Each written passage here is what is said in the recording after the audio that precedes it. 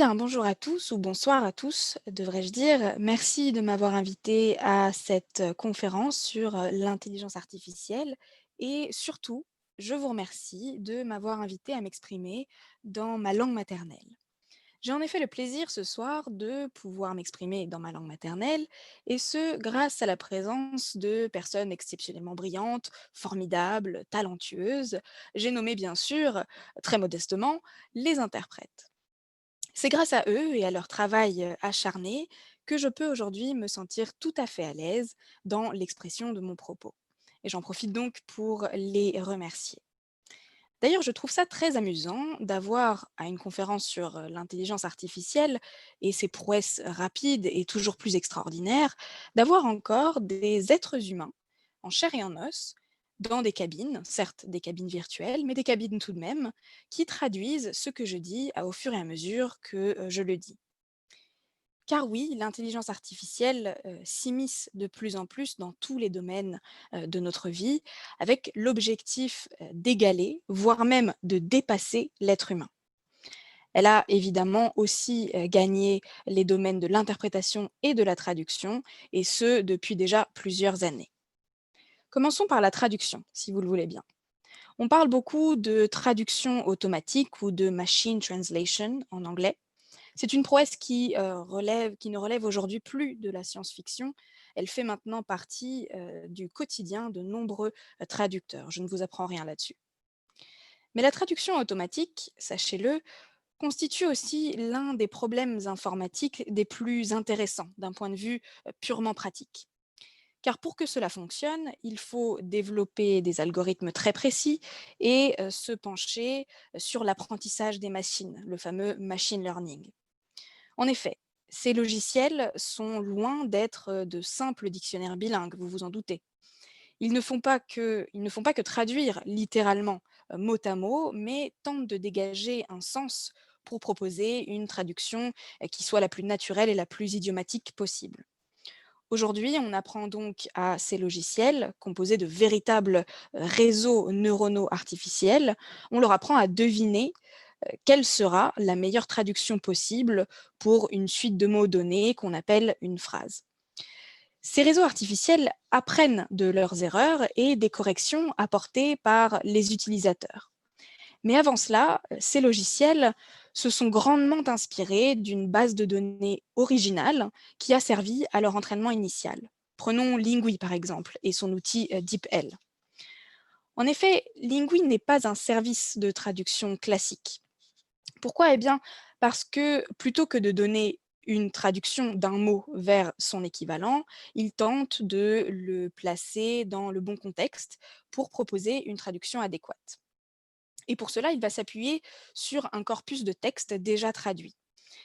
Il s'agit là de romans libres de droit ou de textes de loi internationaux qui sont traduits en plusieurs langues, ou bien de sites internet qui proposent tout simplement différentes versions de leur contenu en différentes langues.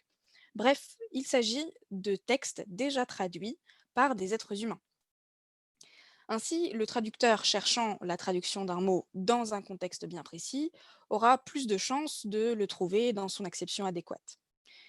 Quant à l'outil DeepL, qu'a-t-il de différent, me demandez-vous? Eh bien, il utilise cette riche base de données, mais aussi un supercalculateur qui est il se trouve en Islande et qui est capable d'effectuer plus de 5 000 milliards d'opérations par seconde. Voilà donc pour DeepL, qui est peut-être d'ailleurs l'outil de traduction automatique le plus impressionnant et le plus performant qui existe aujourd'hui. Alors ça, ce n'est pas moi qui le dis bien sûr, mais des traducteurs professionnels, donc des êtres humains qui ont fait beaucoup d'études dans le domaine et dont c'est le métier. Et figurez-vous d'ailleurs que lors d'un test à l'aveugle opposant DeepL à d'autres logiciels concurrents, les traducteurs, donc les êtres humains, ont accordé 3 fois plus souvent leur préférence à DeepL. Mais on ne peut pas parler de traduction automatique sans mentionner Google Translate, bien sûr.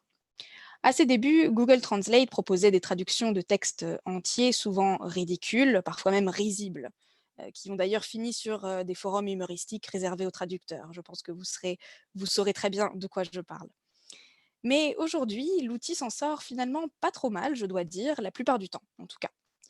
Il est loin d'être parfait, c'est certain, mais le résultat d'ailleurs n'est souvent, pas du tout publiable sans révision et relecture préalable, au grand bonheur des traducteurs d'ailleurs, mais il faut reconnaître qu'il y a, du progrès. Et à ce stade de mon discours et surtout à l'ère du numérique, de l'automatisation pardon, des processus, des nouvelles technologies et du développement de l'intelligence artificielle au sens large, il faut se poser la question suivante. Les traducteurs automatiques sont-ils une menace pour les professionnels du métier? Réponse de DeepL, non, pas à l'heure actuelle, évidemment. Pour DeepL, l'objectif de cette technologie est d'améliorer le rendement et la qualité du travail des professionnels. Il ne s'agit donc pas de les remplacer, mais d'être pour eux un outil indispensable à leur travail. J'ai parlé jusqu'à présent des logiciels utilisés plutôt dans la traduction écrite. Mais ici, ce sont des interprètes que nous avons qui travaillent en simultané et les méthodes sont tout à fait différentes, bien sûr. Mais là aussi, la technologie fait des pas de géant. En effet, il existe aujourd'hui des écouteurs capables de traduire simultanément une conversation entre deux personnes. Un exemple, les écouteurs Pilot de Waverly Labs traduisent en 15 langues et coûtent à peu près 180-250 $. Comment fonctionne-t-il exactement? Eh bien, tout d'abord, il faut que les deux interlocuteurs qui souhaitent avoir une conversation en soient équipés. Puis, il faut télécharger l'application correspondante sur son smartphone et une fois qu'on a tout ça, l'écouteur, via l'application du smartphone, écoute la voix de l'interlocuteur, l'envoie dans le cloud, transcrit les mots qu'il entend et les traduit avant de les synthétiser vocalement et de les rendre à la personne qui en a besoin. Bon, il faut tout de même compter quelques petites secondes de décalage, le temps de la traduction. Mais ce n'est finalement pas bien différent de la situation dans laquelle nous nous trouvons aujourd'hui, avec nos interprètes qui ont sûrement déjà entendu le mot décalage quelque part. Quoi qu'il en soit, ces appareils de traduction et d'interprétation par synthèse vocale sont relativement nouveaux. Ils arrivent depuis peu sur le marché. D'ailleurs, la technologie n'est au point que depuis quelques années seulement.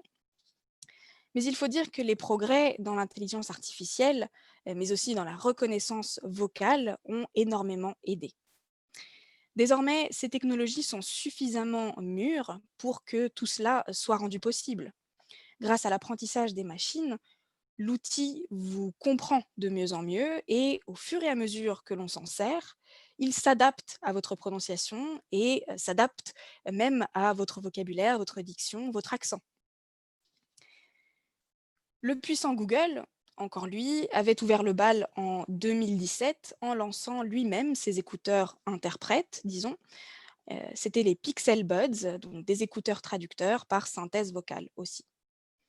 Le géant américain a présenté une nouvelle fonctionnalité de traduction via son assistant vocal virtuel qui est déjà présent dans de nombreux produits Google tels que les smartphones ou les enceintes connectées. Et il se trouve que ces petits écouteurs semblent fonctionner très bien pour une conversation de tous les jours. Mais qu'en est-il de conférences techniques, médicales, juridiques, là où le risque d'erreur est non seulement plus élevé, mais où les conséquences de telles erreurs pourraient être désastreuses, voire fatales?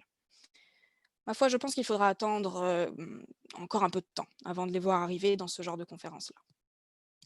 Quoi qu'il en soit, il semblerait que la pandémie de Covid que nous traversons actuellement ait précipité les choses. Peut-être pas côté intelligence artificielle et interprétation automatique, mais certainement côté logiciel et plateforme d'interprétation. Pendant le confinement, justement, vous le savez probablement, les plateformes d'interprétation en ligne se sont multipliées et certaines se sont même perfectionnées et adaptées aux besoins des interprètes. Et les interprètes eux-mêmes ont dû s'adapter vite et bien pour pouvoir continuer à travailler, surtout pendant le confinement. Et il faut reconnaître que ça n'a pas été toujours évident. Ce qui est évident en revanche, c'est que les interprètes n'échapperont pas au travail à distance. C'est en tout cas mon point de vue.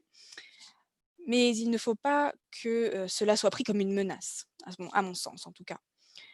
Car c'est vrai qu'il y a un risque, très bien résumé dans la phrase suivante, à savoir les interprètes ne seront pas remplacés par la technologie, ils seront remplacés par les interprètes qui auront appris à se servir de la technologie. Et c'est sur cette phrase que je vous laisse méditer et je vous remercie de m'avoir écouté.